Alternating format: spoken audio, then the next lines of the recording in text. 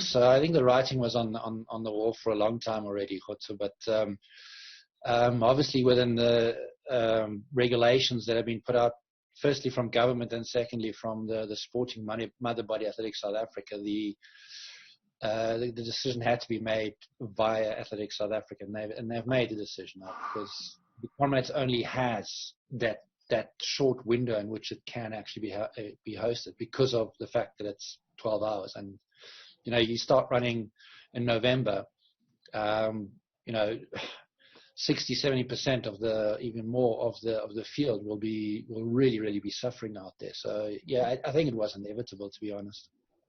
In your history in the sport, ever remember the Comrades ever being cancelled?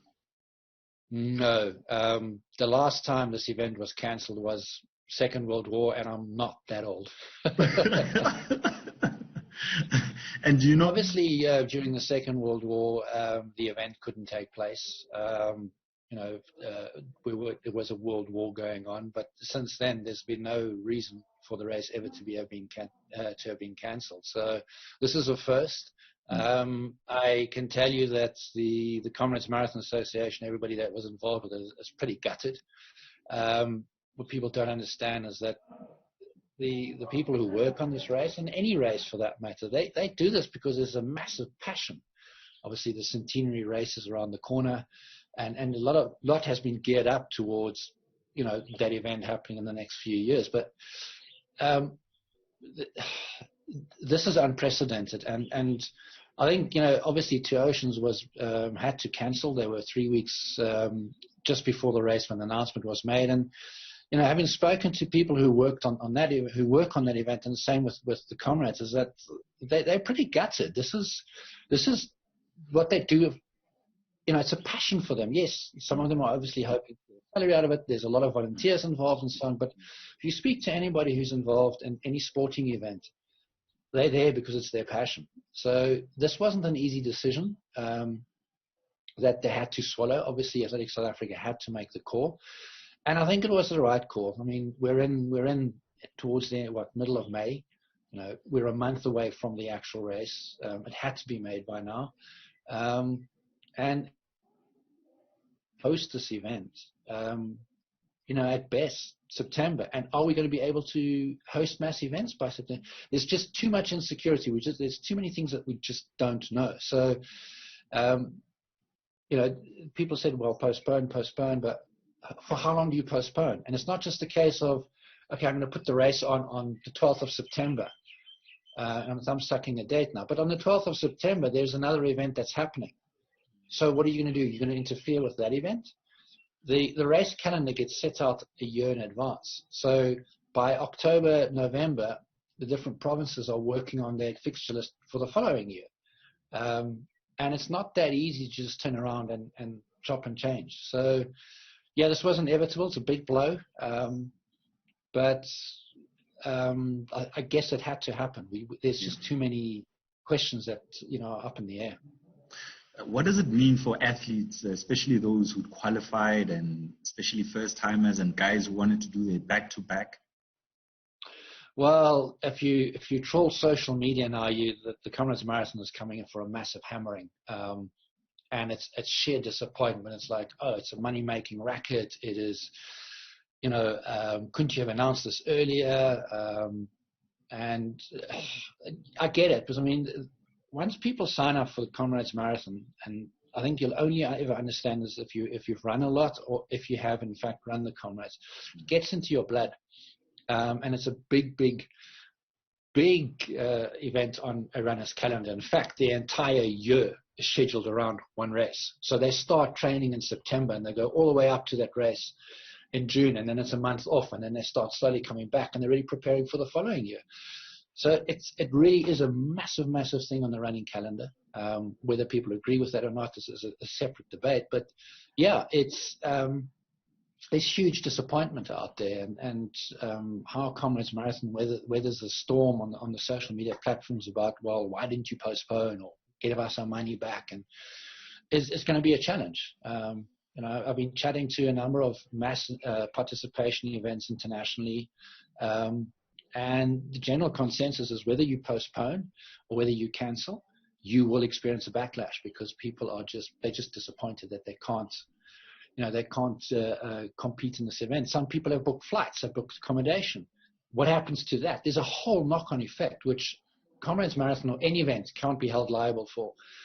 And I know people are going, well, force majeure does not apply in a case like this, but, well, if you want to bankrupt an event, sure, claim your money back. Go for it, because that's what you'll do. You'll destroy the event and will not be around next year when you want it to be back again. You reckon this has taught organizers a thing or two?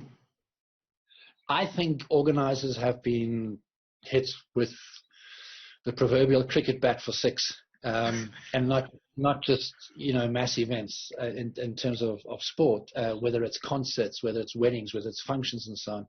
The reality is this came out of nowhere. This is not something you can foresee. There's only so much planning you can do. Excuse me. I was on a conversation with a social distancing expert on a Zoom conversation now, and how they are envisaging mass events happening going forward with social distancing and in a run. And you imagine this: 25,000 people enter Comrades, 20 to 22,000 are on the start line, and every one of them needs to be 6 feet apart. It's not going to happen. It just simply is not feasible. So either Comrades or other mass events turn around and say, okay, well, we can only have 3,000 people and spread them out. And I guarantee you the people won't spread out there. People will be on top of each other because everybody wants to be close to the start line, as close as possible. And when it's that cold in the morning before the gun goes off, you looking for body heat, you're going to go close to that person. So it's those kind of things. I think we're going to have a massive demand for mass events as soon as the gates open, because people are starved. When we were in lockdown and everybody was like going, oh, let me go and run. And of course, when we had that 1 May, that window opening, look what happened. Everybody was out there because you cannot lock people up. There's a psychological effect too. And that was this release. And people are crying for something. Obviously, the question is whether or not the economy is still intact enough to be able to host these kind of events. Sponsors are taking a knock. Event organizers are taking a knock. The people sitting at home are taking a knock. Can they afford it and so on? So that's the big question mark going forward. But I think once we're allowed to, and it's economically feasible, mass events are going to be massive. In fact, event organizers, I think, are going to be going like tickets sold out like this. And in layman's terms, say now, me, Khotso, I've entered for this year's Comrades. What does it mean? I need to start training again to qualify for next year? Do I get an automatic qualification spot? What does this all mean?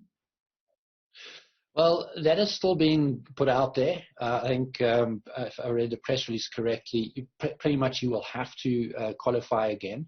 And I mean, if you take the same scenario with the Two Oceans Marathon and so on, the entries are done by lottery. And people now turn around and say it's a money-making machine. Well, money-making racket. But the reality is when you sign that entry form, there's a little thing that says in there that should the event be cancelled, you forfeit your entry fee.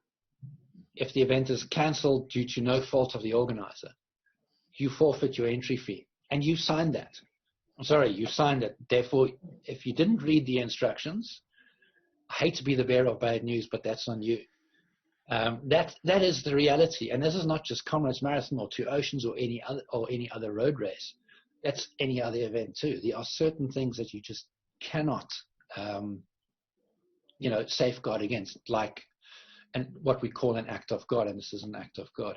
Interesting, what had happened was chatting to a mass event organizer in Portugal, and what they've done is they've created their own insurance fund. I'm trying to figure out what the exact details are, but no insurance company is going to insure against a pandemic because no event will, because the insurance fees, the premiums would be unbelievably high. They'd just be like skyrocketing. So this company has gone and done their own insurance. So if your entry fee is 100 Rand, they take 20 Rand of that and they invest it in case of an emergency. And if that emergency doesn't happen, then that money that's been invested and built up gets carried over and is a further investment and so on and so forth. So they were quite clever. I'm not quite sure how that's impacted on, on this year's event that that they were supposed to do, but they had some security in place. Wimbledon has taken that option out at a premium of £2 million a year for the last 7 years. However, they've just been paid out £142 million. The question is, how on earth can they afford £2 million premium every year? So let's take an example like Comrades. What premium would they have to pay?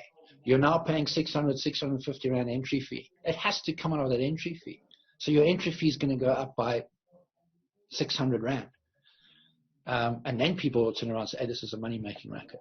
So it really, we've never been faced with anything like this. There are no answers to what we're going through.